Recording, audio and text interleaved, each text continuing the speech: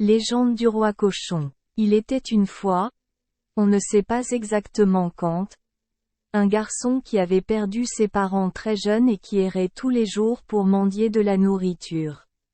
Un jour, il est arrivé dans un village et quelqu'un a vu qu'il était agile et l'a emmené à la famille d'accueil pour faire des courses. Il était souvent espiègle et sale, alors les gens se moquaient de lui et l'appelaient cochon.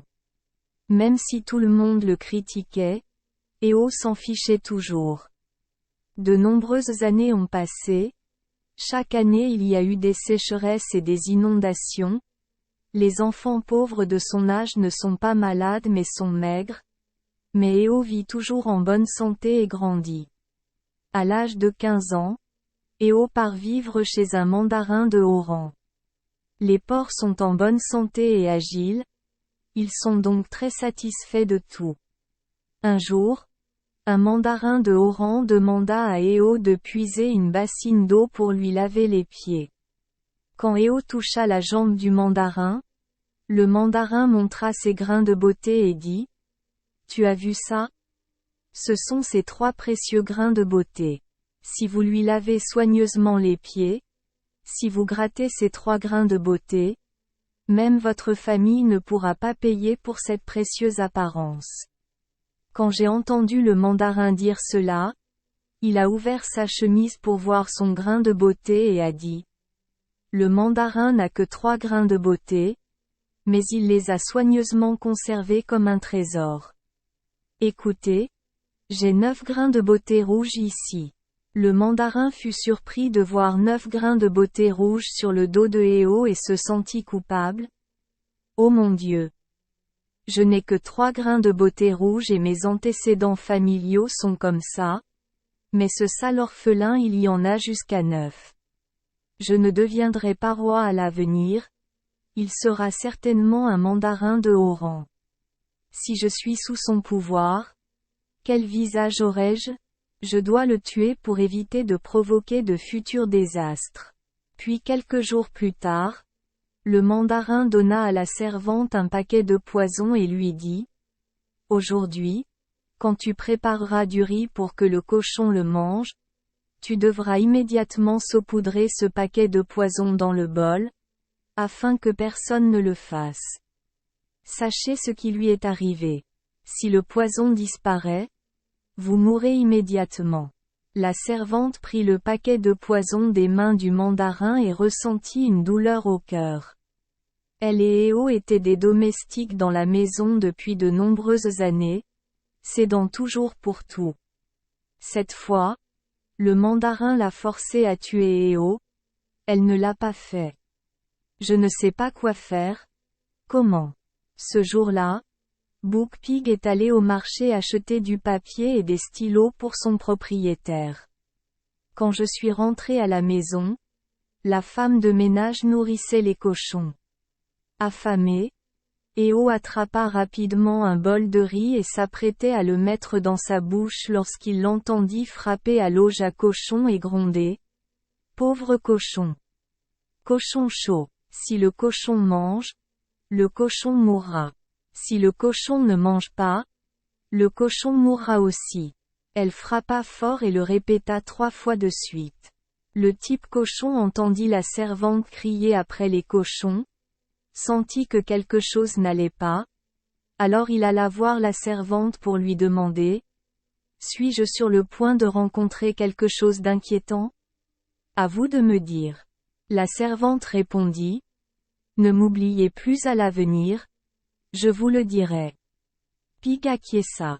La servante prit la main de Éo et l'entraîna dans un coin caché, puis raconta toute l'histoire à Éo et dit : « Éo, fuyez vite, ne le fais pas savoir au grand homme, sinon non seulement il mourra, mais moi aussi mourir. » Remerciant beaucoup la servante de lui avoir sauvé la vie, Éo serra la servante dans ses bras et lui dit : « À l'avenir, si je réussis, tu devrais venir me voir, mais souviens-toi que quand tu viendras, laisse tes cheveux être en désordre comme ça. » Pig s'est enfui et est allé travailler pour un vieil homme riche. L'homme riche a vu Éo venir postuler pour un emploi. Il avait l'air agile et ingénieux, mais il ne savait pas quoi confier à Éo, alors il lui a demandé de s'occuper de ses enfants promiscuité. Il accepta avec joie. S'occuper des enfants n'était pas trop dur, mais ses enfants étaient extrêmement méchants. Éo devait toujours être avec eux pour s'occuper d'eux. Une fois, il a eu la malchance de laisser un enfant jouer salement, et Éo a été sévèrement réprimandé par l'homme riche. Cependant, Éo a toujours patiemment enduré sans discuter. Un jour, l'homme riche et chauve a vu que ses enfants n'avaient rien avec quoi jouer, alors il a dit à Éo, « Tu devrais ramper dans la cour et fabriquer un cheval pour que mes enfants puissent le monter. Alors seulement, cela vaudra l'argent que j'ai dépensé pour t'embaucher. » Malheureusement, le cochon a dû ramper pour devenir un cheval. Les enfants les plus âgés et les plus jeunes ont grimpé sur le dos du cochon pour monter. Ils semblaient très excités. Le lendemain, ils ont demandé à monter à nouveau. Le fils aîné du riche chauve a sauté sur le dos de Pig. Il lui a tiré les oreilles. Pig essayait toujours de supporter. Un instant plus tard, il a pris un fouet et l'a fouetté fort sur les fesses de Éo. Tout en le fouettant, il a crié « Enoongengung » comme si on montait à cheval. Éo s'est mis très en colère. Il a tourné sa main en arrière et l'a repoussé. Le garçon était assis. A été touché. Il a heurté violemment le sol. S'est cassé la tête. A saigné et est mort. Éo a paniqué. J'ai battu à mort le riche chauve. C'est presque mon tour de mourir aussi, pensant ainsi. Il s'est enfui rapidement. Le cochon est parti au loin, dans un temple dans les montagnes. Éo demanda à l'abbé de se couper les cheveux et de se réfugier dans le temple du Bouddha. Le moine avait besoin de quelqu'un d'habile et doué en escalade pour nettoyer les statues de Bouddha, alors il accepta que Éo reste au temple. Un jour, le moine a vu les parties poussiéreuses des doigts et des orteils des statues, pensant que Éo était occupé à jouer et non à nettoyer, alors il a grondé Éo. Voyant cela, il était très contrarié. Le lendemain, Éo nettoya méticuleusement les statues mais ne parvint toujours pas à les nettoyer car ces crevasses étaient très difficiles à nettoyer.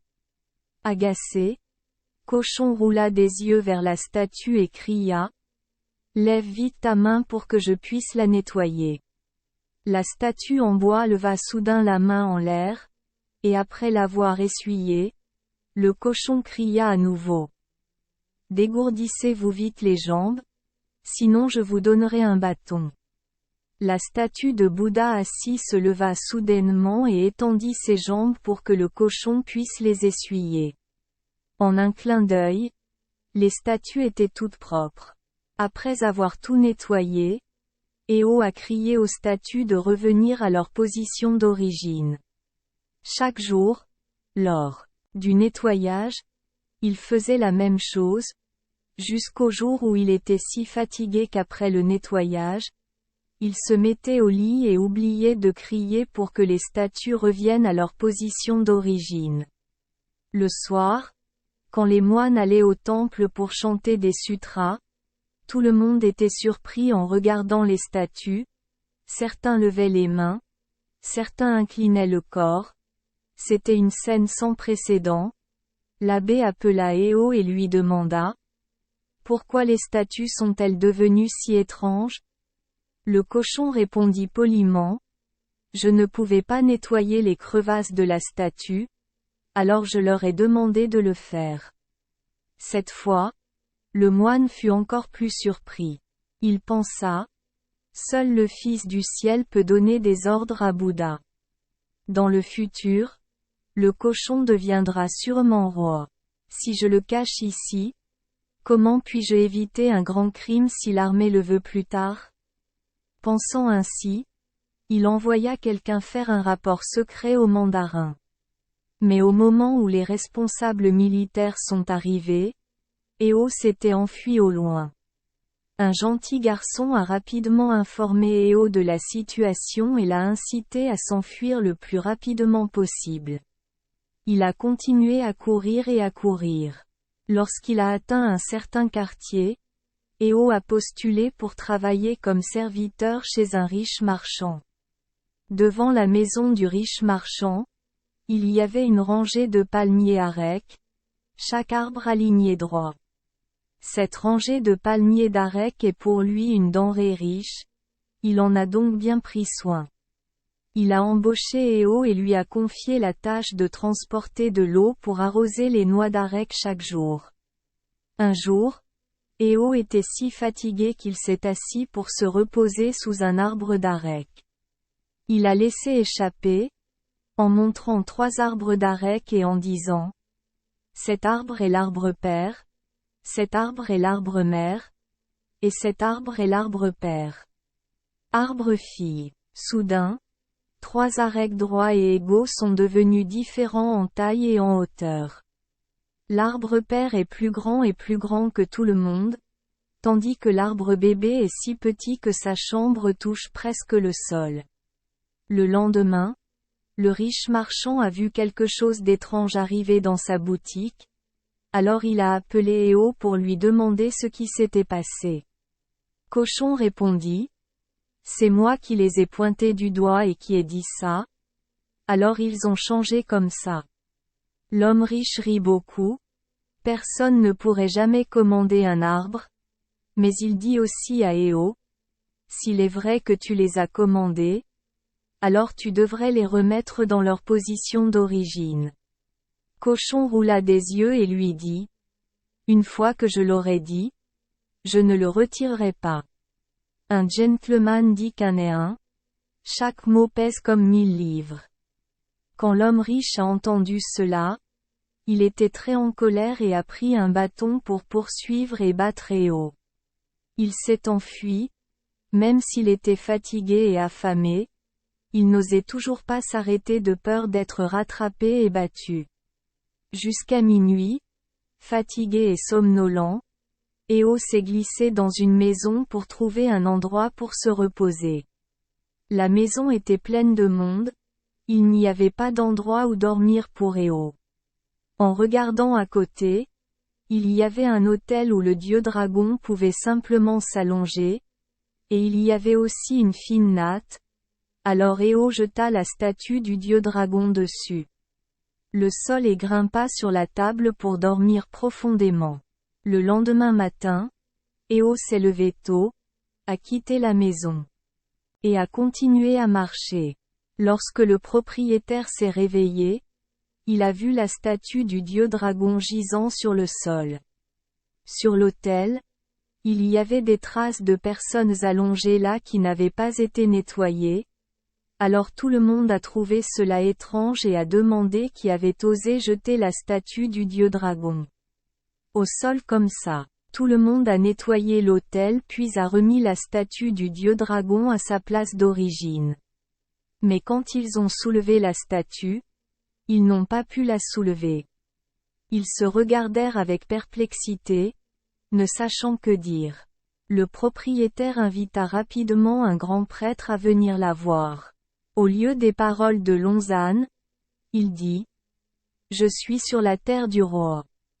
Partout où le roi me place, je vais y rester. » En entendant cela, tout le monde crut que l'ange était venu dormir chez eux la nuit dernière.